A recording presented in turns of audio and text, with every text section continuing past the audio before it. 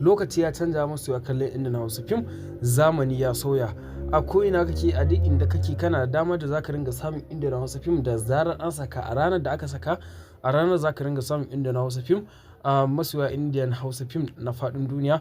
Amma wannan tsarikan da muka zo muku su ne kai tsaye za su ringa baka damar ɗaukar kowane fim da zarar an saka.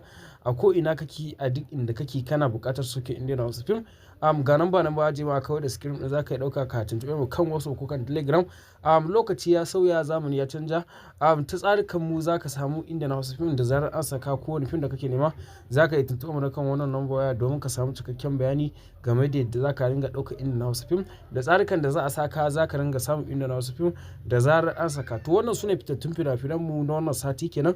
Muna yau ranar Ladi kenan, ranar sakin zabun fina-finai kama da kamfanin Sultan da ma dukkan wani kamfani mai fassara Alligator Fikira Yusuf Zamani Record da ma Mega da ma dukkan wani kamfani da ka sani mai fassara to masu kallon Indian Hausa fim. Wannan dama ta ku ce a ko ina kake, a duk inda kake zaka iya tuntuɓa mu kan wannan number waya domin samun cikakken bayani game da wannan tsarin da idan ka shige shi ko da yaushe zaka ringa ɗaukar Indian Hausa fim da zarar an saka.